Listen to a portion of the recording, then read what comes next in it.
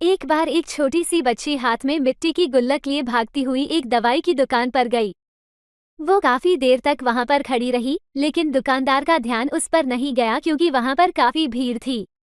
उसने दुकानदार को कई बार बुलाया, लेकिन दुकानदार का ध्यान उस पर नहीं गया क्योंकि वहां पर भीड़ बहुत थी।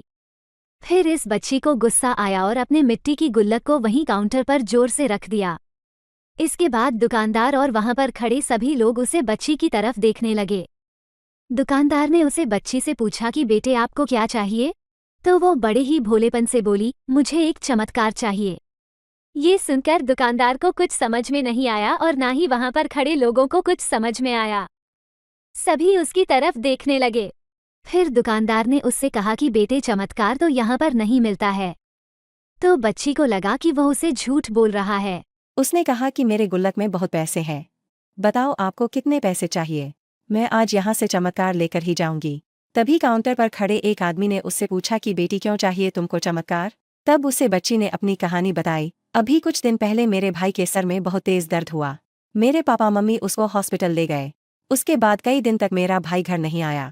मैंने बहुत बार अपने पापा से पूछा लेकिन उन्होंने मुझे कुछ नहीं बताया। वो बार बार यही बोलते रहे कि वह कल आ जाएगा, लेकिन वह अभी तक घर नहीं आया है।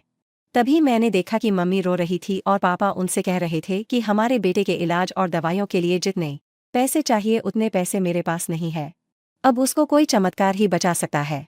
तब मुझे लगा कि मेरे पापा के पास अगर पैसे नहीं भी हैं तो क्या हुआ, मेरे पास तो है।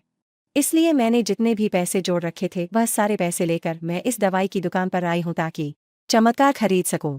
फिर उस आदमी ने बच्ची से पूछा कि कितने पैसे हैं तुम्हारे पास? यह सुनते ही बच्ची ने गुल्लक उठाई और जमीन पर पटक कर उसे फोड़ दिया और पैसे गिनने लग गई। वहां पर खड़े सभी लोग उसे देख रहे थे। थोड़ी देर बाद उसने सारे पैसे इकट्ठे किए और बोली, मेरे पास पूरे 19 रुपए हैं। वो जो आदमी वहां पर खड़ा था वह थोड़ा सा मुस्कुराया और बोला कि अरे तुम्हारे पास तो पूरे पैसे हैं। इतने का ही तो आता है चमत्कार। उसका भाई कुछ दिन बाद ठीक होकर के घर वापस आ गया। फिर कुछ दिन बाद वह बच्ची, उसका भाई, उसके पापा और मम्मी चारों एक साथ बैठे हुए थे और बात कर रहे थे। तभी उसकी मम्मी ने उसके पापा से पूछा कि अब तो बता दो यह चमत्कार आपने किया कैसे? तब उन्होंने अपनी बेटी की तरफ देखकर कहा, चमत्कार मैं नहीं, इसने किया है।